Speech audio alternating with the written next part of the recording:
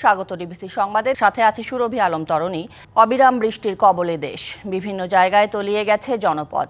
Record বৃষ্টিতে ফেনীর ফুলগাজী ও পরশুরাম উপজেলায় মুহুরী, কহুয়া ও সিলোনিয়া নদীর বেড়িবাঁধ অন্তত 15টি স্থানে ভাঙন দেখা দিয়েছে। এতে অন্তত 30টি গ্রাম প্লাবিত হয়েছে।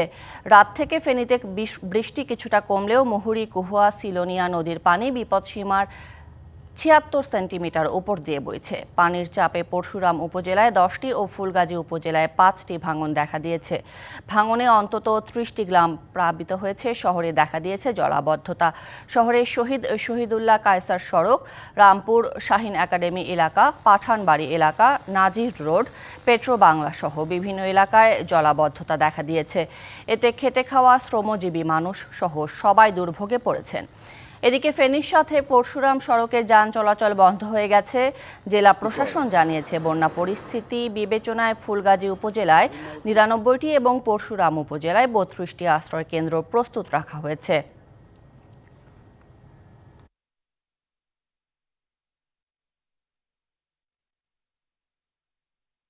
আমাদের জনজীবন পুরা স্থবির। আমাদের শিক্ষা প্রতিষ্ঠান এবং আমাদের স্কুল কলেজের শিক্ষার্থীরা স্কুলে যাইতে পারছে না, পরীক্ষা স্থগিত। মারাত্মক অবস্থা, জনসাধারণের জীবন খুবই দুর্ভোগে যাচ্ছে। বন্যার পরিস্থিতি এবং বাসার মধ্যে আর রোমান পানি, প্রচুর পানি, সব জায়গায় পানি আছে। রিক্সা চালাতে বহুত কষ্ট হইতেছে। গেল 2 দিনের বৃষ্টিতে চট্টগ্রাম নগরী, রহমতগঞ্জ, শোলকবহর, আগ্রাবাদে সিডিএ আবাসিক, চানগাঁও আবাসিক এলাকায় জলাবদ্ধতা দেখা দিয়েছে। সেখানকার সবশেষ পরিস্থিতি জানাতে চলে যাচ্ছি সহকর্মী মুজিবুল হকের কাছে। মুজিব, চট্টগ্রাম নগরী এই জলাবদ্ধতার চিত্র তো নতুন কিছু নয়। সামান্য বৃষ্টিতে এই যে নগরীতে পানি জমে যায়, সেখানে এই টানা বৃষ্টিতে অবস্থা আরও শোচনীয়। ভোগান্তির চিত্র জানাবেন, আর জলাবদ্ধতা নিরসনে কর্তৃপক্ষ কি করছে? তরণে আমরা এখন কাতালগঞ্জ আবাসিকের 2 নম্বর যে সড়ক সেখানে আছি, এবং এখানেও আধা ঘন্টা আগে প্রায় হাঁটু থেকে কোমর পর্যন্ত পানি ছিল। এখন পানি কিছুটা কমেছে। আমরা দেখছি যে এখানকার যে সমস্ত দোকানপাট, ব্যবসা প্রতিষ্ঠান আছে, সেই ব্যবসা প্রতিষ্ঠানগুলোতে হাঁটু থেকে কোমর পর্যন্ত পানি ঢুকেছে, এবং সেই পানি ঢুকার কারণেই আমরা তাদের সাথে কথা বলবার চেষ্টা করেছিলাম যে তাদের যে ক্ষয়ক্ষতির সেটির তারা জানাচ্ছিলেন। আপনি যেটি জানতে চেয়েছেন আসলে সেবা সংস্থাগুলোর দায়িত্ববোধ বা তাদের যে তারা কি করছে সেটি নিয়ে জানতে চেয়েছেন। আমরা এর আগের সম্প্রচারটিতেও জানিয়েছি, বিগত সরকার চট্টগ্রামের যে জলাবদ্ধতা সেটির জন্য প্রায় 4টি প্রকল্প নেয়, যেটি প্রায় 14,000 কোটি টাকার বেশি খরচ হয়েছে এই প্রকল্পগুলোতে, কিন্তু ঠিক তেমন আলোর মুখ আসলে দেখেনি এবং মানুষ কিন্তু সুফল তেমন একটা পায়নি। সমন্বয়হীনতার চিত্র আমরা দেখেছি।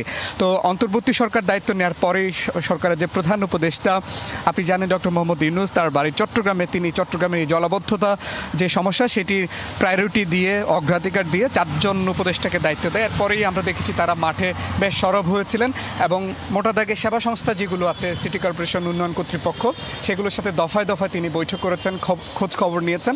তো মোটা দাগে আগের চেয়ে কিছুটা চিত্র ভিন্ন আমরা দেখতে পাচ্ছি। শুধুমাত্র নিচু যে জায়গাগুলো আছে সেখানে মূলত টানা বৃষ্টিতে জলাবদ্ধতা তৈরি হয়।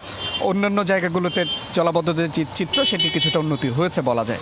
তো এই ছিল সব মিলে আমার কাছে চট্টগ্রামের খবরাখবর। মুজিবুল হক, ধন্যবাদ আপনাকে। এদিকে মৌসুমের রেকর্ড বৃষ্টিতে ডুবেছে নোয়াখালী নিম্নাঞ্চল, পানিবন্দী হাজারো পরিবার। এছাড়া টানা বর্ষণ এবং কীর্তনখোলা নদীর জোয়ারের পানিতে বরিশাল, বাগেরহাট, পটুয়াখালীর কিছু এলাকায় জলাবদ্ধতা সৃষ্টি হওয়ায় বেড়েছে দুর্ভোগ। টানা বৃষ্টিতে জলমগ্ন বন্দর নগরী চট্টগ্রাম ও পার্বত্য জেলা খাগড়াছড়ির নিম্নাঞ্চলও।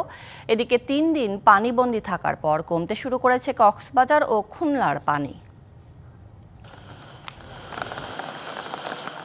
বছর না ঘুরতে আবারও বন্যার শঙ্কায় নোয়াখালীবাসী। কয়েকদিনের টানা বৃষ্টিতে পানিবন্দী জেলখানা রোড, লক্ষ্মীনারায়ণপুর, হরিনারায়ণপুর এলাকাসহ বেগমগঞ্জ, সেনবাগ, চাটখিল ও সোনাইমুড়ি উপজেলার মানুষ।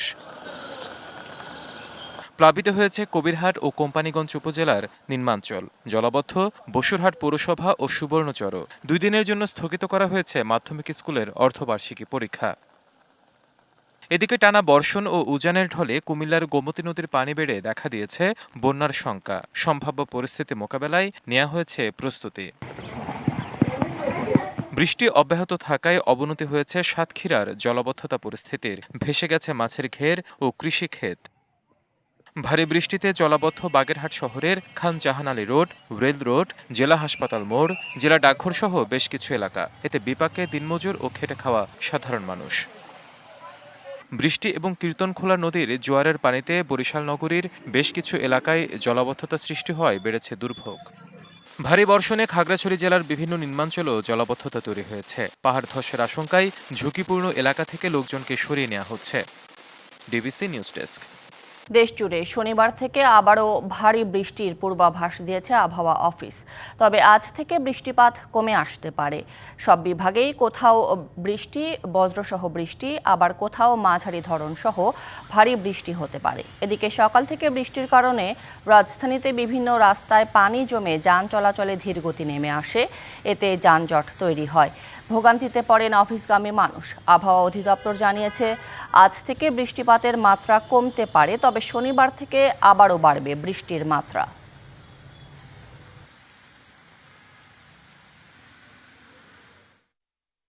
সকাল 6টা থেকে দুপুর 12টা পর্যন্ত 17 মিনিটের বৃষ্টি হয়েছে। এখানে বৃষ্টির পরিমাণ কম, কারণ থেমে থেমে হালকা ধরনের বৃষ্টি হচ্ছে। তবে আজকেও হয়তো আপনার মাঝারি ধরনের ভারী থেকে ভারী বর্ষণ হতে পারে এবং আগামীকাল অনেকটাই কমে যাবে। গত 2 দিন ধরে রাজধানীসহ দেশ জুড়ে হওয়া বৃষ্টিতে বিপর্যস্ত জনজীবন। এ বিষয়ে আরও জানাতে রাজধানীর মহাখালী এলাকা থেকে যুক্ত হচ্ছেন সহকর্মী মনিরুল সোহাগ। সোহাগ, অব্যাহত বৃষ্টিতে রাজধানীবাসীর দুর্ভোগের চিত্র জানাবেন। আপনি জানেন যে আসলে গতকাল রাত থেকে মুষলধারে যে বৃষ্টি সেটি কিন্তু শুরু হয়েছে এবং এই মুহূর্তে দুপুরের আগ থেকে কিন্তু বৃষ্টিপাতের তীব্রতা কিছুটা কমে এসেছে। এখন গুড়ি গুড়ি বৃষ্টি হচ্ছে রাজধানীর বিভিন্ন জায়গায় এবং রাজধানীর বাইরেও কিন্তু বিভিন্ন জায়গায় ভারী বৃষ্টিও চলছে এই মুহূর্তে। আপনি জানেন যে ফেনীতে যে বন্যার সৃষ্টি হয়েছে, ফেনীতে কিন্তু ফেনীর যে বৃষ্টিপাতের রেকর্ড তার ইতিহাসে কিন্তু দ্বিতীয় রেকর্ড বৃষ্টিপাত হয়েছে 399 মিলিলিটার। তো সব মিলিয়ে আসলে রাজধানী এবং সারা দেশের যে পরিস্থিতি, আগামীকাল থেকে বৃষ্টিপাতের তীব্রতা আরও কমে আসবে। তবে আজকে বা রাতে যে বৃষ্টি হয়েছে সেই বৃষ্টির কারণে কিন্তু আমরা দেখেছি বিভিন্ন জায়গায় ভোগান্তির তৈরি হয়েছে, জলাবদ্ধতা তৈরি হয়েছে, যানজটের তৈরি হয়েছে এবং বৃষ্টি হলেই রাজধানী ডুবে যাওয়ার যে চিত্র বা ভোগান্তি তৈরি হওয়ার চিত্র, এটি কিন্তু আমরা প্রতি বছরই দেখে আসছি। আমাদের সাথে একজন নাগরিক কথা বলবেন, তিনি বৃষ্টি হলে আসলে কী ধরনের পরিস্থিতিতে তারা পড়েন সেই বিষয় নিয়ে। গতকাল রাত থেকে বৃষ্টি হয়েছে, আপনি বলছিলেন একটু আগে ভোগান্তির কথা, কি ধরনের ভোগান্তিতে? বিভিন্ন এলাকায় জলাবদ্ধতার সৃষ্টি হওয়ার কারণে আমাদের গাড়ি চালাইতে সমস্যা হয়, যার ফলে রাস্তায় যানজট হয়। এটা একমাত্র সিটি কর্পোরেশনের যে মেইন ড্রেনগুলো আছে এগুলি সংস্কার করা দরকার। এগুলি সংস্কার সঠিকভাবে হলে তাহলে এই জলাবদ্ধতা থেকে এলাকাবাসী সুস্থ থাকতে পারবে। ধন্যবাদ আপনাকে। আপনি শুনছিলেন আসলে এই বক্তব্য একজন নাগরিকের। মূলত সবারই বক্তব্য এই কাছাকাছি, অর্থাৎ সিটি কর্পোরেশন বা সংশ্লিষ্ট যে সকল সংস্থা রয়েছেন, ওয়াসা সহ অন্যান্য যে সকল সংস্থায় জলাবদ্ধতা নিরসনে তারা যাতে আন্তরিকভাবে কাজ করেন এবং নগরবাসীর ভোগান্তি যাতে কমে, এই বিষয়ে কিন্তু তারা বলেছেন। তবে আবহাওয়া অফিস যে তথ্য দিয়েছে সেটি হচ্ছে আগামী 12 তারিখের পর থেকে আবারও ভারী বৃষ্টি হতে পারে। তবে এই ভারী বৃষ্টির যে চিত্র দেখছেন এটি আসলে বর্ষা মৌসুমের স্বাভাবিক বৃষ্টিপাতের মধ্যেই রয়েছে এখন পর্যন্ত এবং সাগরে চলতি মাসে আরও 2 থেকে 3টি নিম্নচাপ সৃষ্টি হতে পারে, যেটি পূর্বাভাসে বলা হয়েছে। তো সব মিলিয়ে আসলে এই ছিল রাজধানী এবং আবহাওয়ার পূর্বাভাসের চিত্র। মনিরুল সোহাগ, ধন্যবাদ আপনাকে। দুর্নীতি দমন কমিশন দুদক থেকে চাকরিচ্যুত উপ সহকারী পরিচালক শরীফুদ্দিনের চাকরি ফেরত দেওয়ার নির্দেশ দিয়েছে হাইকোর্ট। সেই সঙ্গে তাকে ফেরত দিতে হবে পাওনা সকল বেতন ও সুযোগ সুবিধাও। বুধবার সকালে হাইকোর্টের একটি ডিভিশন বেঞ্চ এই নির্দেশ দেয়। এ রায়ের প্রতিক্রিয়ায় শরীফুদ্দিন বলেন, তিনি ন্যায় বিচার পেয়েছেন। শরীফুদ্দিন দীর্ঘ সময় দুদকের সমন্বিত জেলা কার্যালয় চট্টগ্রাম 2-এ কর্মরত ছিলেন। তিনি কক্সবাজারে 72টি প্রকল্পে 3.5 লাখ কোটি টাকার ভূমি অধিগ্রহণে দুর্নীতি, রোহিঙ্গাদের এনআইডি ও পাসপোর্ট জালিয়াতি, চট্টগ্রাম কর্ণফুলী গ্যাস ক্ষেত্রে অনিয়ম সহ বেশ কিছু দুর্নীতি বিরোধী অভিযান পরিচালনার পাশাপাশি মামলা করেন। তাকে 2021 সালে পটুয়াখালীতে বদলি এবং পরের বছর 16 ফেব্রুয়ারি চাকরিচ্যুত করা হয়। বাংলাদেশি পণ্যের ওপর যুক্তরাষ্ট্রের বাড়তি শুল্ক আরোপের বিষয়টি নিয়ে আজ ঢাকা ওয়াশিংটনে বৈঠক হবে। যুক্তরাষ্ট্রের সঙ্গে বাণিজ্য ঘাটতি নিরসনের বিষয়ে সমাধান না এলে 1 আগস্ট থেকে দেশটিতে পণ্য রপ্তানিতে বর্ধিত হারে শুল্ক দিতে হবে।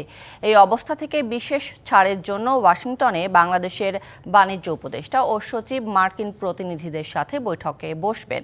এদিকে বাংলাদেশের পাশাপাশি দক্ষিণ কোরিয়া, জাপান সহ 14টি দেশের ওপর নতুন করে শুল্ক হার নির্ধারণের ঘোষণা দিয়েছে যুক্তরাষ্ট্র। বিদেশি পণ্য প্রবেশে যুক্তরাষ্ট্র যে বাড়তি শুল্ক আরোপ করেছে তা মোকাবিলার সক্ষমতা বাংলাদেশের আছে বলে মনে করেন ঢাকায় নিযুক্ত চীনের রাষ্ট্রদূত Yao Wen. Chinese enterprises association of Bangladesh আয়োজিত অনুষ্ঠানে তিনি এই কথা বলেন। এক্ষেত্রে চীনের নীতিগত অবস্থান থেকে বাংলাদেশের পাশে থাকার কথাও জানান তিনি। China is also one of the victim of this policy. মার্কিন যুক্তরাষ্ট্র যে পদক্ষেপ নিয়েছে তার শিকার চীনও। আমরা বাংলাদেশ নিজেদের সেফগার্ড হিসেবে যেসব পদক্ষেপ নিয়েছি সেসবের সাথে একমত। আমরাও আমাদের মতো করে কাজ করে চলেছি। আমি বিশ্বাস করি বাংলাদেশের সক্ষমতা রয়েছে এটা অতিক্রম করার।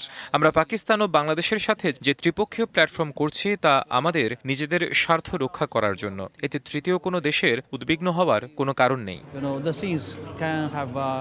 এদিকে গণহত্যার দায়ে শুধু শেখ হাসিনা নয়, আওয়ামী লীগেরও বিচার হওয়া উচিত, এমন মন্তব্য করেছেন বিএনপি মহাসচিব মির্জা ফখরুল ইসলাম আলমগীর।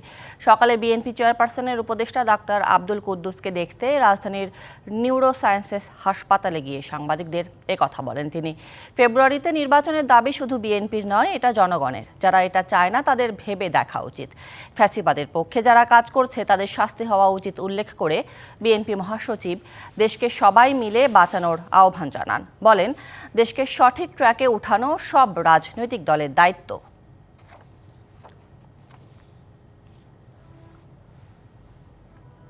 এই হত্যাকাণ্ডের সঙ্গে, গণহত্যার সঙ্গে এবং ফ্যাসিস্ট আক্রমণের সঙ্গে জড়িত তাদের প্রত্যেকেরই বিচার হবে। সেই হিসাবে দল যদি আইনের আওতায় নিয়ে এসে দলও যদি এমন দেখা যায় যে দলগত হিসাবে, তাহলে অবশ্যই তাদের বিচার হওয়া উচিত বলে আমি মনে করি। শেখ হাসিনা বাংলাদেশের জনগণকে সরাসরি হত্যার নির্দেশ দিয়েছেন। মোদী সরকার সেই শেখ হাসিনাকে ভারতে আশ্রয় দিয়ে ইতিহাসের কাছে দায়বদ্ধ থাকবে। দুপুরে চুয়াডাঙ্গার আলমডাঙ্গায় পথসভায় এসব কথা বলেন এনসিপি সদস্য সচিব আখতার হোসেন। এর আগে সকালে মেহেরপুরের পদযাত্রা শেষে নাহিদ ইসলামের নেতৃত্বে এনসিপির নেতারা চুয়াডাঙ্গার উদ্দেশ্যে রওনা দেয়। চুয়াডাঙ্গার হাটবোয়ালিয়ার নেতাকর্মীদের সাথে মত বিনিময়ের মধ্য দিয়ে এনসিপির দেশ গড়তে জুলাই পদযাত্রা কর্মসূচি শুরু হয়। এ সময় এনসিপির কেন্দ্রীয় ও জেলা পর্যায়ের নেতাকর্মীরা উপস্থিত ছিলেন। সংস্কার কাজে অনেক বাধার সম্মুখীন হতে হচ্ছে, তবে মৌলিক কিছু সংস্কারে প্রতিশ্রুতিবদ্ধ সরকার। আর 7 থেকে 8 মাস আছে, এর মধ্যেই মৌলিক সংস্কার বাস্তবায়ন হবে। বুধবার রাজধানীর একটি অভিজাত হোটেলে বিশ্বব্যাংক এবং এফআরসির যৌথ উদ্যোগে আয়োজিত সামিটে এসব কথা বলেন অর্থ উপদেষ্টা। অনুষ্ঠানে বাংলাদেশ ব্যাংকের governor doctor Ahsan H Mansur জানান, আর্থিক খাতে দুর্নীতিগ্রস্ত লোকের সংখ্যা এত বেশি যে সবাইকে ধরতে গেলে পুরো খাতটি ঝুঁকিতে পড়বে। তাই সতর্কতার সঙ্গে পদক্ষেপ নেওয়া হচ্ছে। জানান, পতিত সরকারের শাসনামলে আর্থিক খাতে ভয়াবহ লুটতরাজ ও দুর্নীতি হয়। এতে ভেঙে পড়ে সব আর্থিক কাঠামো। এখন চলছে সংস্কার। তবে দুর্নীতি এতটাই সর্বগ্রাসী আকার ধারণ করেছে যা নিয়ন্ত্রক সংস্থাগুলোকে কঠিন পরিস্থিতির মুখোমুখি করেছে। অনুষ্ঠানে আর্থিক খাতের দুর্নীতির খতিয়ান তুলে ধরে দুদক চেয়ারম্যান বলেন, আইএফআইসি আমার বন্ড ইস্যু করে অর্থ হাতিয়ে নেওয়ার ঘটনায় বিনিয়োগকারীদের সঙ্গে অবিশ্বাস্য ধোঁকাবাজি করেছেন সালমান এফ রহমান।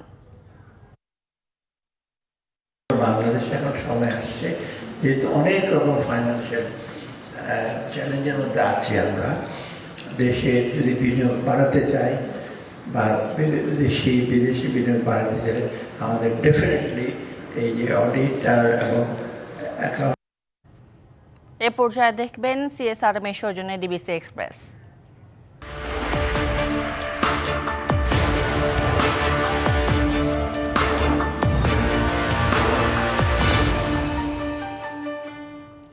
জেলায় জেলায় সংকট সমস্যা, তা থেকে উত্তরণের চ্যালেঞ্জ আর সম্ভাবনার কথা তুলে ধরতে চলছে ডিবিসি এক্সপ্রেস। বিশেষ এই আয়োজনে মতামত থাকছে তৃণমূল থেকে শুরু করে নীতি নির্ধারকদের। ডিবিসি এক্সপ্রেস আজ সারাদিন আছে যশোর জেলায়। সিএসআরএম ডিবিসি নিউজ এক্সপ্রেস আজ সারাদিন আছি যশোর জেলায় এবং এই জেলার ফুলের যে উৎপাদন সেটি কিন্তু সারা দেশকে সমৃদ্ধ করে। প্রায় 60% বাণিজ্যিক ফুল এই জেলা থেকে যায়, কিন্তু এই ফুলের ব্যবসায়ীরা যারা আছেন, উৎপাদক যারা আছেন, তারা কিন্তু নানা সংকটের মধ্যে দিয়ে যাচ্ছেন বলে আমরা জানতে পেরেছি। আমি একজনের সাথে কথা বলতে চাই। আপনি তো একজন মানে এই খাতের একজন সংগঠক এবং ব্যবসায়ী, এই ফুল ব্যবসায়ীদের কি চিত্র আপনি যদি একটু বলতেন। ধন্যবাদ। আসলে আমাদের ফুলের বাণিজ্য শুরু হয়েছিল 80 দশক থেকে। গতানুগতিক পরিস্থিতিকে পেরিয়ে আমরা আধুনিক পদ্ধতিতে ফুল চাষ ব্যবসা বাণিজ্যকে নিয়ে যাওয়ার জন্য আমরা 2017 সালে উদ্যোগ নিয়ে এখানে ফুল প্যাকেজিং, গ্রেডিং এবং ফুলের বীজ এবং ফুল সংরক্ষণের জন্য এখানে একটা প্রতিষ্ঠান নির্মিত হয়েছে, যেটার অর্থায়নে ছিল ইউএসআইডি, এলজিডি এটা বাস্তব করেছে। উদ্যোগ আমাদের ছিল আমাদের প্রয়োজনে, কিন্তু এটার ক্ষেত্রে যদিও আমাদের যে কথাটা বলা হচ্ছে যে আমাদের অঞ্চল থেকে সারা দেশে কিন্তু 60 থেকে 70% ফুল সারা দেশে সরবরাহ হয়ে থাকে, কিন্তু অনেক সময় দেখা যায় কৃষকরা যখন বেশি উৎপাদন করে তখন মূল্য কমে যায়। তখন আমরা চিন্তা করলাম যে এটা যদি আমরা সংরক্ষণের ব্যবস্থা করতে পারি তাহলে পরবর্তীতে কৃষকরা মূল্য বেশি পেতে পারে। তাছাড়া আমাদের এখানে বিশেষ করে গ্ল্যাডিওলাক্স ফুলের আমাদের এই অঞ্চলে ব্যাপক উৎপাদন হয়। আমাদের কৃষকদের কাছে প্রায় 1000 মেট্রিক টন বীজ আছে, যে বীজগুলো বিভিন্ন আলুর কোল্ড স্টোরেজে রাখার কারণে কৃষকরা ক্ষতিগ্রস্ত হয়। যার কারণে আমরা মনে করলাম যে আমরা নির্দিষ্ট তাপমাত্রায় যদি একটা আলাদা ব্যবস্থাপনায় বীজগুলো সংরক্ষণ করতে পারি তাহলে কৃষকরা অনেক উপকৃত হবে। সেই কারণেই এটা আসলে নির্মিত হয়েছে। তো এটা নির্মাণ হওয়ার পরে সীমিত আকারে আমরা চালু করেছি। এটা ব্যাপকভাবে চালু করা দরকার। যে অবকাঠামো আছে সেটা যদি সেইভাবে চালু করা যায় তাহলে আগামীতে আমাদের এই সেক্টর আরও দ্রুত উন্নয়ন ঘটবে। পাশাপাশি আমরা মনে করি যে এটা আমাদের শুধু দেশের বাজারে না, ফুল সংগ্রহ উত্তর যে ব্যবস্থাপনা সেইটা না থাকলে কিন্তু বিদেশে পাঠানো যায় না। এজন্য আমরা মানসম্মত ফুল আমরা দেশের বাজারে এবং এই ফুল বিদেশের বাজারে আমরা রপ্তানি করার উদ্দেশ্যে। আপনাকে অসংখ্য ধন্যবাদ। আমাদের সাথে আরো একজন চাষি আছেন যিনি ফুল চাষ করেন। আপনি একটু যদি বলতেন যে আসলে এই চাষের ক্ষেত্রে আপনার কোনো অসুবিধা হয় কিনা? চাষের ক্ষেত্রে তো আমাদের অসুবিধা আছেই, যেহেতু আগের বক্তা বললো যে আসলে আমাদের সংরক্ষণের একটা বিষয় আছে। আমরা যে বীজগুলো উৎপাদন করি সেই বীজগুলো অনুপাতে আমাদের এখানে ধারণ ক্ষমতা খুবই কম। এই জন্য এই ধারণ ক্ষমতা সম্পন্ন আরেকটা যদি হয় তাহলে আমরা উপকৃত হব। এবং আরও আছে বিষয় আছে যে আমরা যে প্যাকেজিং গ্রেডিংগুলো করি, এই প্যাকেজিং গ্রেডিংগুলো করে আমরা বিদেশের বাজারে রপ্তানি করার অত্যন্ত সম্ভাবনা একটা বাণিজ্যিক ফসল বলে আমি মনে করি। তার জন্য যে চাহিদাগুলো প্রয়োজন সেগুলো আমাদের অপতুল রয়েছে, সেগুলোর আমাদের ব্যবস্থা করতে হবে। তাহলে আমরা বাণিজ্যিকভাবে যদি বিদেশে রপ্তানি করতে পারি, আমরা বাণিজ্যিকভাবে সেটা দেশের জন্য অনেক অর্থ আমরা উপার্জন করতে সক্ষম হব বলে আমি মনে করি। আপনাকে অসংখ্য ধন্যবাদ। বুঝলাম যে এই যশোর জেলায় যদি ফুল চাষে আরো সুযোগ সুবিধা তৈরি করে দেওয়া হয় তাহলে এটি আরো বাণিজ্যিকভাবে সফল হবে। তো CSRM ডিবিসি নিউজ এক্সপ্রেস আজ সারাদিন থাকবে যশোর জেলায় এবং আমরা পরবর্তী সংবাদে আরো মানুষের কথা শুনবো। সংবাদে ছিল এখনকার মতো। ডিবিসি নিউজের সংবাদগুলো পড়তে ভিজিট করুন dbcnews.tv আর ভিজিট করুন ডিবিসি নিউজের ফেসবুক পেজ এবং ইউটিউব চ্যানেল। সঙ্গে থাকুন।